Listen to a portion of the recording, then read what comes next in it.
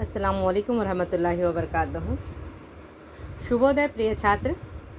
आज का हमारा पाठ है 9वीं कक्षा का पहला पाठ कबीर। कबीर इसके कवि भी कबीरिच है, पाठ का नाम भी कबीरिच है। देखो यहाँ पे चित्र दिख रहा है कबीर का। ठीक है, मैं इनका कवि परिचय बताऊंगी अपने शब्दों में।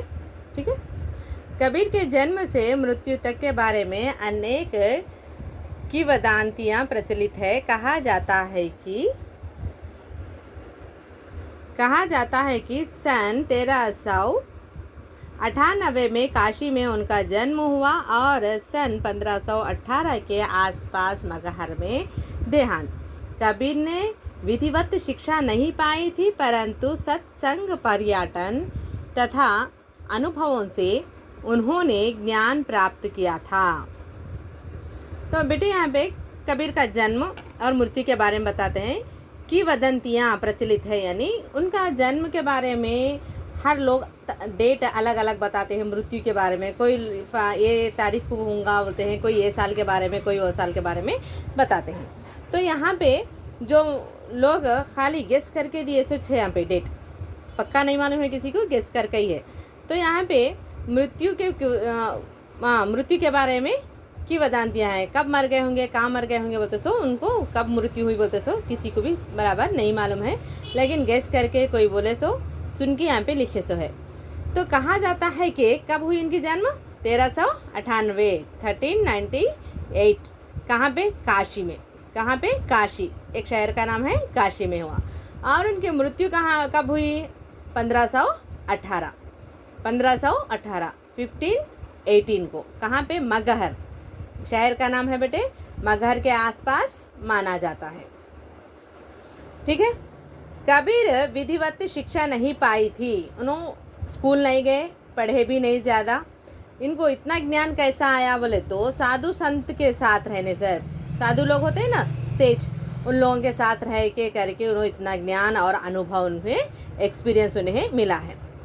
तो इन्होंने भक्ति काल के निर्गुण संत परंपरा के प्रमुख कवि कबीर के रचनाएं प्रमुख कबीर ग्रंथावली में संग्रहित है। तो इन्होंने भक्ति काल के थे। कौन से काल के थे बेटे? भक्ति काल के।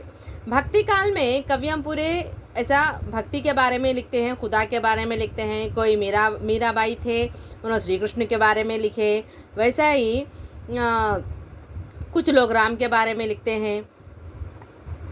ठीक है, तो इन्हों भक्ति काल के थे, लेकिन इन्हों किसके बारे में? समाज सुधार के कविताएं लिखे इन्हों। तो इनके प्रमुख किताब का नाम है एक ग्रंथावली। इनके सारे बहुत सारे दोहे किसमें है बोले तो ग्रंथावली में है। और इनके और एक किताब का नाम है बीजक, फिर इसके 3 भाग है। बीजक के 3 भाग है। कौन से? साखी, सबत, रामायणी। आज हमारे पाठ में साखी से कुछ पद्य दिए गए हैं, सबत से कुछ पद्य दिए गए हैं। साखी से थोड़े पोयम है, सबत से थोड़े बड़े पोयम है, रामायणी के यहाँ पे नहीं दिया गया है। तो आप लोग याद रखो, इनकी प्रमुख पुस्तक है बीजक। बीजक के कितने भाग है? 3 भाग है। बीजक के कितने भाग है? 3 भाग है। कौन से? साखी, सबत, रामायणी। साखी, सबत, रामायणी। और बहुत सारे रचनाएं, कुछ रचनाएं गुरु ग्रंथ साहिब में भी है। गुरु ग्रंथ साहिब किसकी है? मुक़द्दस किताब, सिख लोगों की है ये। इनकी किताब में भी कबीर जी के दोहे है। ठीक है, समझ में आया? तो मैं यह सब मैं अपने शब्दों में बताना चाहती हूँ। तो ये निर्गुण उपासक थे।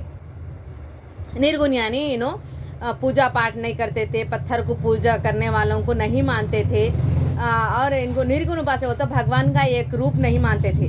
तो जो भी पूजा पाठ करते हैं तो पत्थर को पूजा करने वालों को उनको नहीं मानते थे। पत्थर से पूजा करने से बदले में चक्की को पूजा करो, वो तो आटा देती है ना, बेहतर है बोल के ऐसा मानते थे। तो पाखंड को नहीं मानते थे। गुरु लोग, जो गुरु होते हैं खाली दिखावट के रहते हैं, वैसे लोग को नहीं मानते थे। और भेदभाव नहीं रखते थे। भेदभाव हिंदू, मुस्लिम, सिख, ईसाई का भेदभाव भी नहीं रखते थे। ठीक है, इनकी भाषा का नाम, जो भाषा में लिखे वो भाषा का नाम है साधुखड़ी। स्क्रिप्ट का नाम है बेटे साधुखड़ी। इनकी भाषा का नाम होता है साधु खड़ी। इस खड़ी में भाषा बहुत ही आसान होती है, समझ में आता है। कुछ पद्य साधु खड़ी में लिखे, कुछ पद्य दूसरी भाषा में लिखे तो वो अपने को समझ में नहीं आता, थोड़ा टफ होता है, उसको समझ जाना चाहिए। लेकिन इन्होंने ज़्यादा से ज़्यादा पद्य रहस्यवाद में रखे बेटे। रहस्य माने सीक्रेट में, सीक्रेट में यानी इबादत, खुदा बंदा इबादत कैसा होता है, दिखते क्या खुदा ताला हमें किस तरीके से हेल्प करते सो दिखाई देता है क्या? नहीं दिखता ना, वो सीक्रेट होता है ना, वही रहस्य होता है। तो रहस्यवादी कविताएं इन्होंने लिखे। मुक्ति के बारे में लिखे। मुक्ति यानी इस दुनिया में दोबारा अपना जन्म नहीं होना, या एक ही जन्म है अपना, फिर दोबारा जन्म नहीं होना, इसलिए हम क्या क्या करना चाहिए, कैसे अच्छे काम करना चाहिए, उसके बारे में इन्होंने बताए हैं। ठीक है, पद्य बहुत अच्छे हैं, समझदार है, समझने में अपने को टाइम लगता है, लेकिन समझे तो बहुत आप लोग हासिल कर सकते हैं। ठीक है, ये हो गया अपना कबीर का परिचय। धन्यवाद।